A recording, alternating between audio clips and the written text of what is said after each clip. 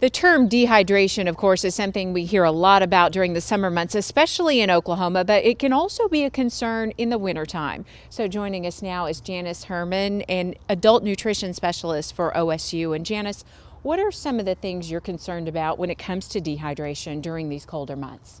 Well, we can become dehydrated whenever our fluid intake is less than our fluid output. And people may not realize that it only takes a 5% loss of body water to actually go into heat exhaustion. And that can happen really easily if we're out perspiring a lot, working, and sometimes even in the winter months we may be bundled up and we actually may be perspiring more than we realize, as well as people will not maybe drink as much in the winter months, so that their intake tends to go down and we're not drinking enough to keep up with our fluid needs. And what are some of your recommendations? Is it kind of the same stuff that we hear during the summertime? Does that apply in the wintertime as well, as far as getting rehydrated if you think you're dehydrated? It really is quite similar. We need normally 6 to 8 cups of fluid a day. And if we're out being active and we may be perspiring, then we may even need more. And for some physical activities, if we're out being physically active and perspiring for maybe more than an hour, then some guidelines are that we need 2 to 3 cups an hour to keep up with that loss with perspiration. How can you tell if you're dehydrated? So some guidelines that you can look at are to watch urine color, and your urine should be a light straw color.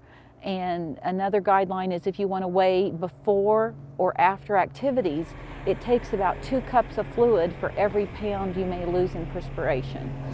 And what are some of the other things that could lead to dehydration? Things like prescriptions and medicines you may be taking? As we get older, we tend to be more at risk for dehydration.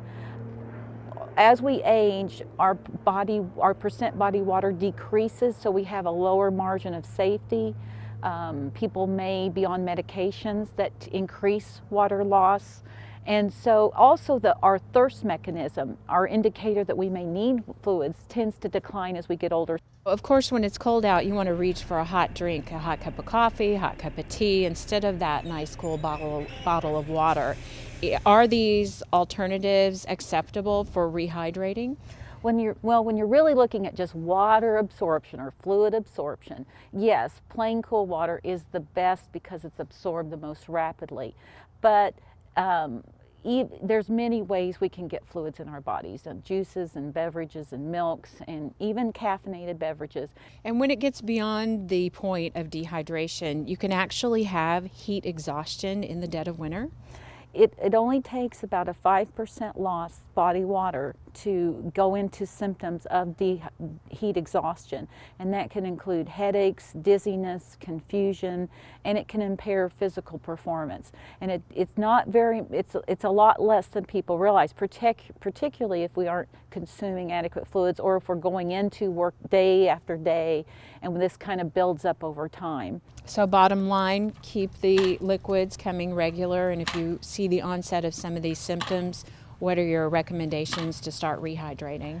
You can actually become dehydrated even if you have adequate water, if you lack electrolytes. If you've been perspiring and you've lost electrolytes, then you may actually need a beverage that contains some electrolytes, such as Powerade or Gatorade, and there are some calorie-free versions of those if that's a concern for individuals.